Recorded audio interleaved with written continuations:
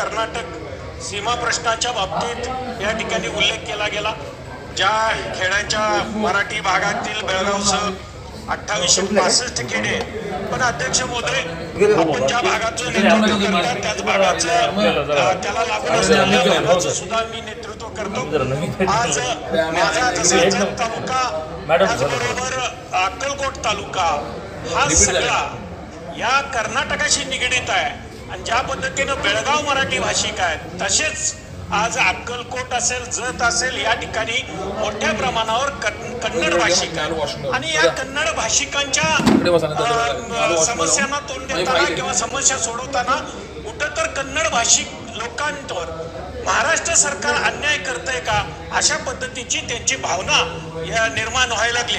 एक उदाहरण या निमित्तानं देतो अध्यक्ष महोदय की शिक्षक भरतीच्या पोर्टल माध्यमातून झाली, जिथे शिक्षक भरतीच्या पोर्टल माध्यमातून झाली, जिथे कन्नड माध्यमाचे शिक्षक पाहिजे होते तिथं मराठी माध्यमाचे शिक्षक दिले गेले आणि अशा पद्धतीच्या मग तो मराठी भाषिक शिक्षक कन्नड विषय शिकवू शकेल का हा मग सगळ्यात मोठा प्रश्न।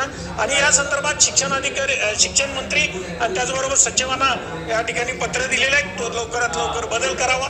त्याचबरोबर अध्यक्ष महोदय जत तालुका हा कायमस्वरूपी दुष्काळी तालुका आणि 100% अवर्षणग्रस्त असलेला तालुका आहे आणि या तालुक्यात जवळजवळ भूभाग हा 2,27,000 हेक्टर आहे आणि त्या 2,27,000 हेक्टरला जर ओलिताखाली आणायचं असेल तर थोड्याफार प्रमाणात म्हैसाळची योजना आज ही जत तालुक्यात आलेली आहे, ती पण मंजूर त्या माध्यमातून जवळजवळ 22,500 ओलिताखाली क्षेत्रफळ आलेला।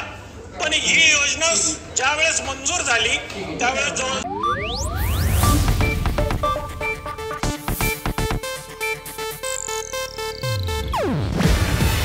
ಇದು ಏಷ್ಯಾನೆಟ್ ನ್ಯೂಸ್ ನೆಟ್ವರ್ಕ್ ಪ್ರಸ್ತುತಿ।